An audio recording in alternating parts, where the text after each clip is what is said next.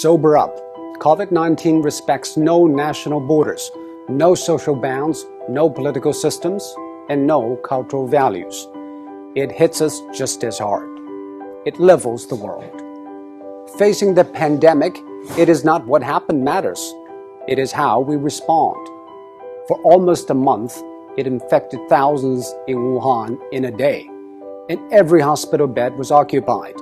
Now, empty beds and closed wards in the city. How did China make it? It is nothing new, but it's worthy to know. According to an initial WHO report, an infected person appears to spread it to an average of 2.6 people. And after 10 generations of transmission, with each taking 5 or 6 days, that one initial case has spawned 3,500 in matters of days. And that is what the world is seeing. What China did is to break the cycle by human intervention. The scale unprecedented in history. Extreme, draconian, and aggressive. These are the words used to describe China's response. But now, people have come to terms with the new norm, lockdown. Some people say, isn't that a violation of individual rights? Actually, the balance between individual rights and public safety is always an ever-changing equation. After 9/11, all the airports in the world began to impose draconian safety checks on passengers, and people accepted it because we traded a little of our freedom for the greater good of the public. China imposed the largest and most draconian quarantine in history. Factories shut, public transport stopped, and people stayed indoors. By doing that, it flattened the curve. On one hand, China avoided many millions of cases and tens of thousands of deaths. On the other, it stretched out the time and made the hospitals restaffed and less strained. This is exactly what Europe and America should know. But public policy needs both ends to agree, the decision makers and the decision takers.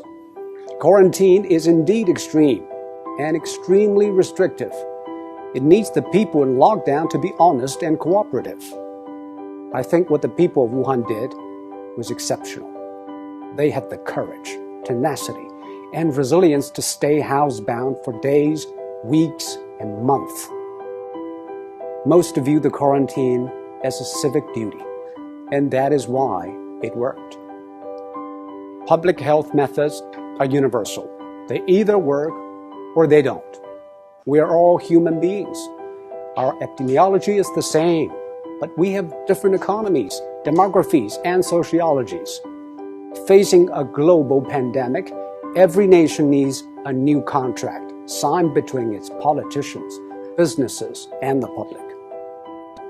Desperate times ask desperate measures. This is a desperate time, and we should not put politics ahead of public health, now more than ever.